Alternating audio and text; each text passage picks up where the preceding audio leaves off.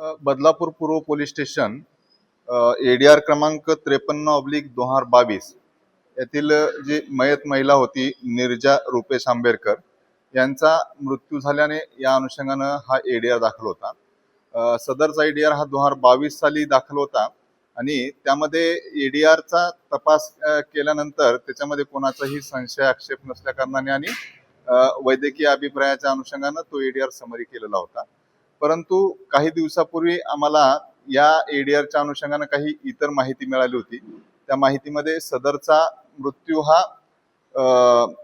नैसर्गिक नसून तो एक हत्या असल्याच्या आम्हाला गोपनीय माहिती मिळाल्या होत्या।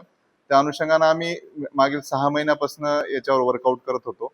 याच्यामध्ये याच्यापूर्वी काढलेले जे सीडीआर आहेत त्या सीडीआरचा अनालिसिस आणि गोपनीय माहिती या अनुषंगाने त्याचा आमचा तपास चालू होता। या तपास हा पूर्णपणे गोपनीयरित्या चालू होता। यामध्ये 2 तारखेला 2 डिसेंबर 2025 रोजी एक यातील आरोपी जो आहे या आरोपीने एक 109 BNS प्रमाणे एक गुन्हा केलेला होता जो की हाफ मर्डरचा गुन्हा आहे। त्यामध्ये आम्ही त्या आरोपीला अटक केल्यानंतर ह्या घटनेच्या अनुषंगाने आम्ही त्यांना माहिती विचारली तर त्यांनी त्या घटनेची आम्हाला कबुली दिली।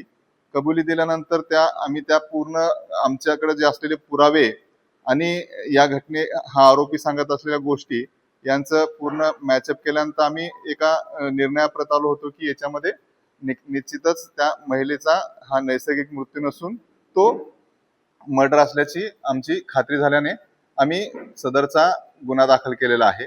त्याच्यामध्ये आतापर्यंत आम्ही 3 आरोपींना अटक केलेला आहे आणि जो आम्हाला माहिती दिलेला आहे तो इतर गुन्ह्यामध्ये एक आरोपी अटक आहे।